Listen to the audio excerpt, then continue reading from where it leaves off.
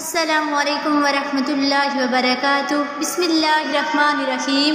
یوم عرفہ کسے کہتے ہیں؟ کیا یوم عرفہ کا روزہ آج تھا؟ واضح رہے کہ 9 ذی الحجہ کو یوم عرفہ کہنے کی فقہا نے 3 وجوہات بیان کی ہیں۔ حضرت ابراہیم علیہ السلام کو 8 ذی الحجہ کی رات خواب میں نظر آیا کہ وہ اپنے بیٹے کو ذبح کر رہے ہیں، تو ان کو اس خواب کی اللہ تعالیٰ کی طرف سے ہونے یا نہ ہونے میں کچھ تردد ہوا۔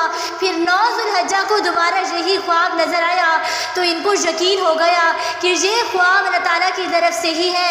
چونکہ حضرت ابراہیم علیہ السلام کو یہ معرفت اور یقین 9 ذی الحجہ کو حاصل ہوا تھا، اسی وجہ سے 9 ذی الحجہ کو یوم عرفہ کہتے ہیں۔ 9 ذی الحجہ کو حضرت جبرائیل علیہ السلام نے حضرت ابراہیم علیہ السلام کو تمام مناسک حج سکھلائے تھے۔ مناسک حج کی معرفت کی مناسبت سے 9 ذی الحجہ کو یوم عرفہ کہتے ہیں۔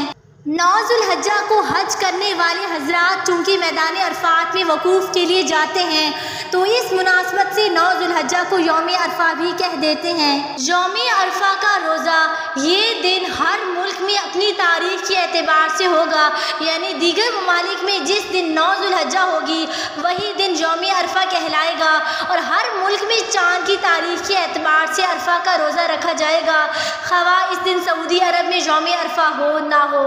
یوم عرفہ کے روزے کا اجر حضرت محمد صلی اللہ علیہ وآلہ وسلم نے فرمایا کہ یوم عرفہ یعنی 9 ذی الحجہ کا روزہ 1000 دن کے روزوں کے برابر ہے، مگر حاجی کے لیے عرفہ کا روزہ رکھنا مکروہ ہے۔